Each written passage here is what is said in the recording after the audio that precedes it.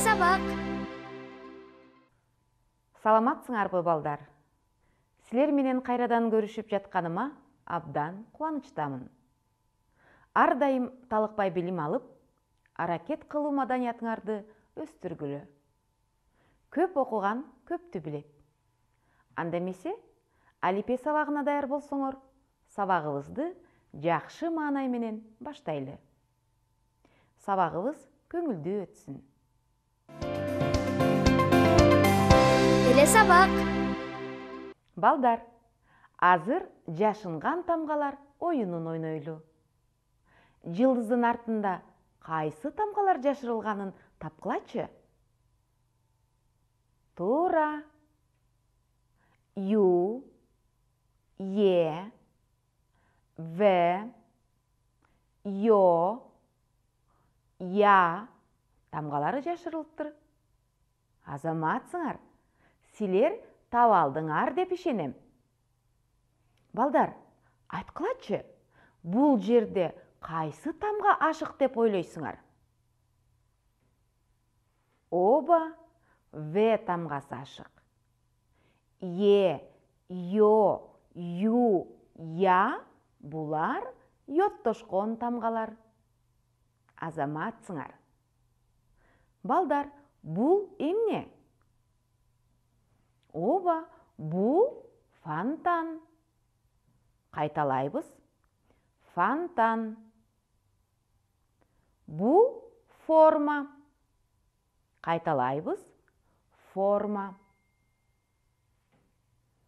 Булар фигуралар. Кайталайбыз.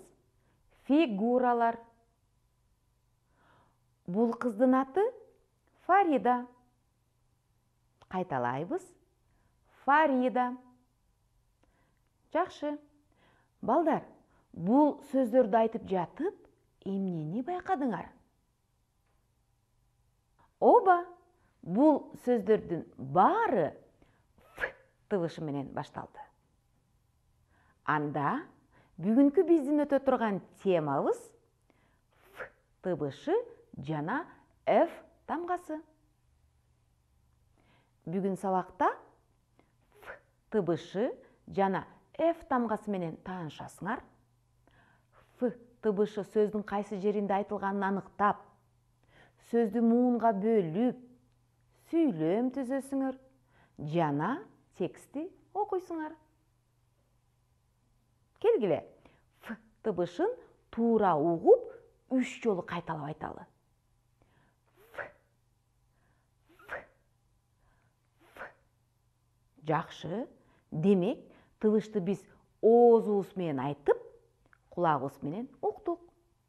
Ал эми тамганы көрөбүз, жазабыз, окуйбуз. Бул Ф тамгасынын басма түрү. Ал эми бул жазма түрү. Баш тамгасы жана кичине тамгасы. Балдар, Ф тыбышын тамга менен белгиледик. Кайталайбыз.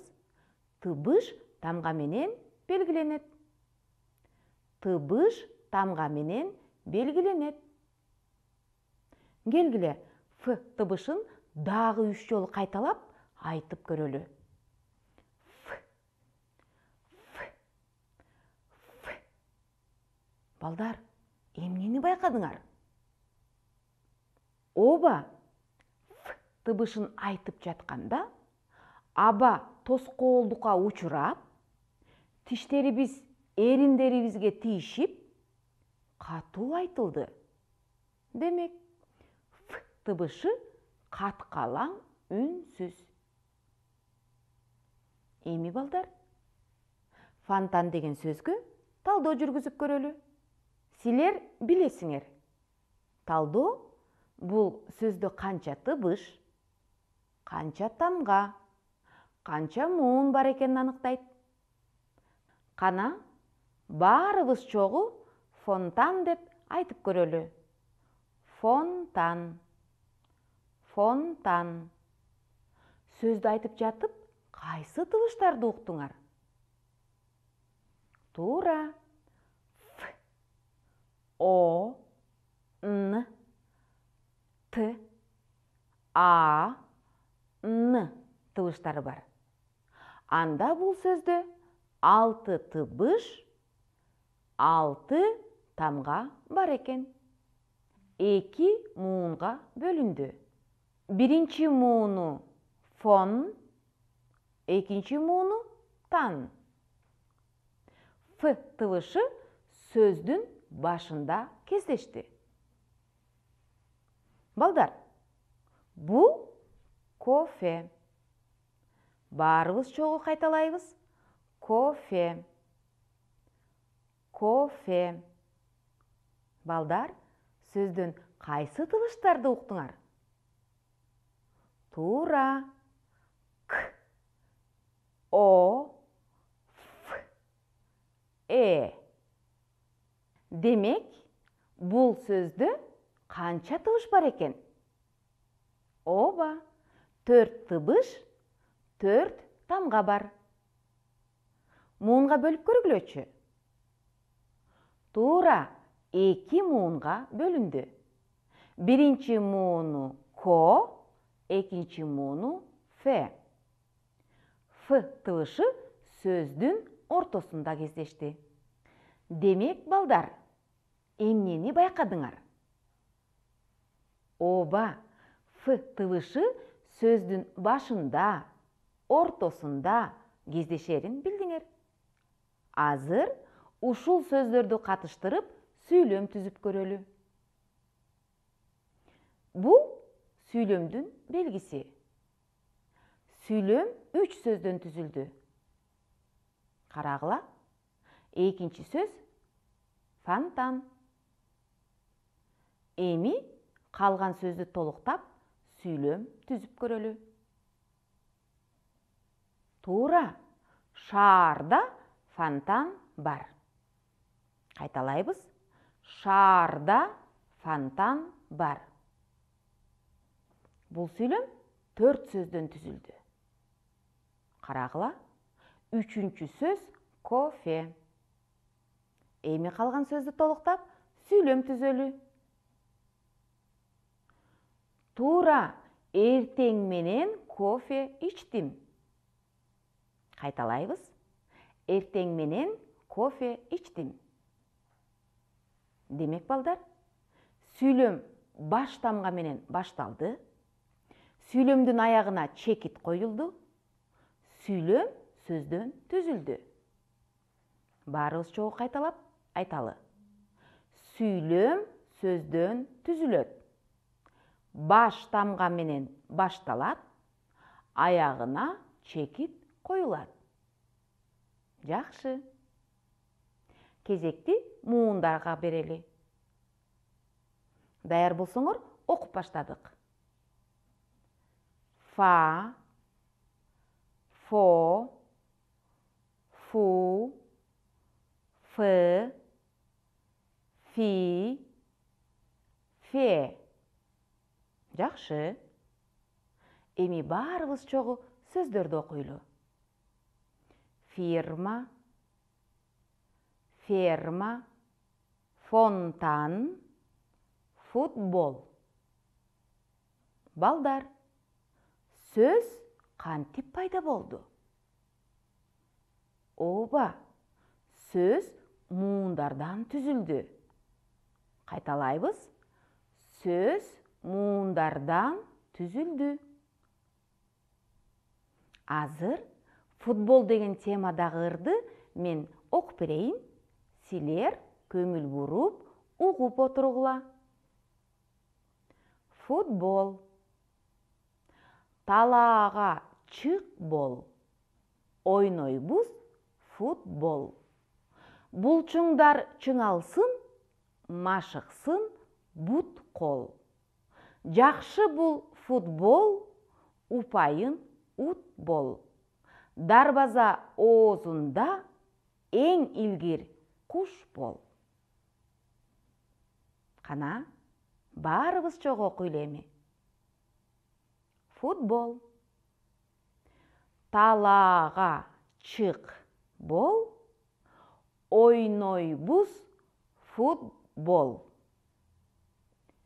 Булчуңдар чыңалсын, машықсын, бут қол. Жақшы бұл футбол, упайын ут бол.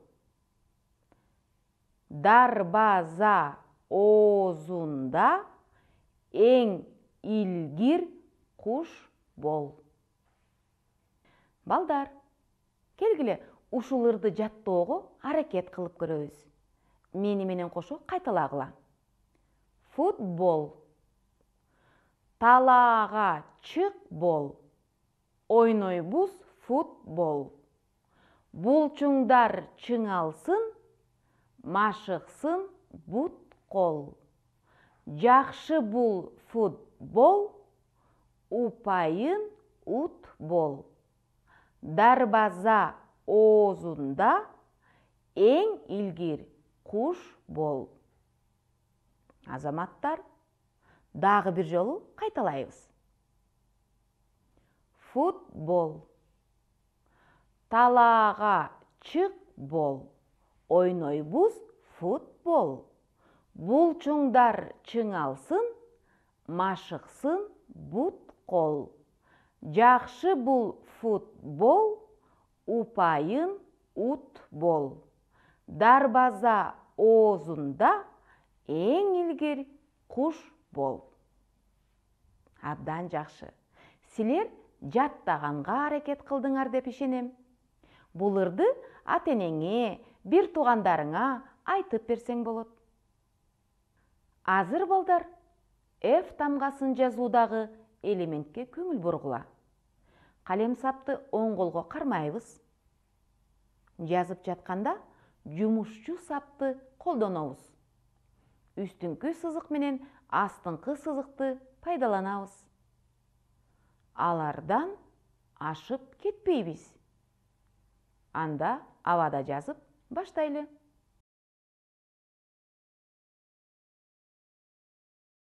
Балдар, сүрөттөгү сөздөрдүн атын атап, кайсы сөз бул схемага туура келет? Ойлонуп көргүлөчү. Туура, балдар, бул схемага топ деген сөз туура келет. Топ деген сөздө 3 тыбыш, 3 тамга бар. Бул сөздөрдүн да атын атап, схемага кайсы сөз туура келерин тапкыла. Туура, үлүл деген сөз туура келет.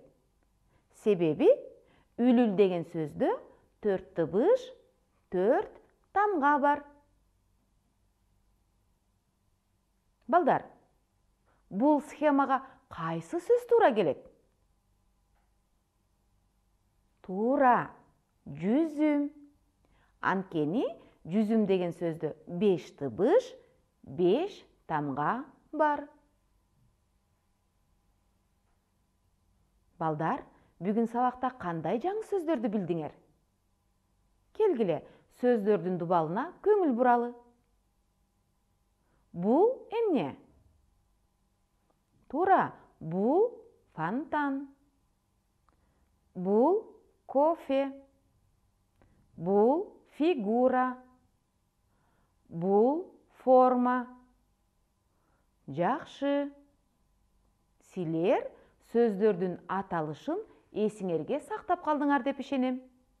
Бул сөздөрдү кебиңерде колдонуп жүргүлө. Балдар, эми сабагыбызды жыйынтыктап эсибизге сактайлы. Бүгүн силер F тыбышы жана F тамгасы менен тааныштыңар. F тыбышы каткалаң үнсүз экенин, сөздүн башында, ортосунда кездешерин билдиңер. F тыбышы катышкан сөздөрдү туура атап, муунга бөлдүңөр. Сүйлөм түздүңөр. Муун, сөз, сүйлөмдөрдү окудуңар. Ой жүгүртүүгө карата тапшырманы аткардыңар. Мен силерге ишенем, айтылган нерселерди угуп, жетише алдыңар деп. Бул алган билимдерди унутуп калбайлы, кайталап туралы. Эле сабак. Көңүл бөлүп отурганыңарга чоң рахмат. Эмки сабакта көрүшкөнчө саламатта болгула.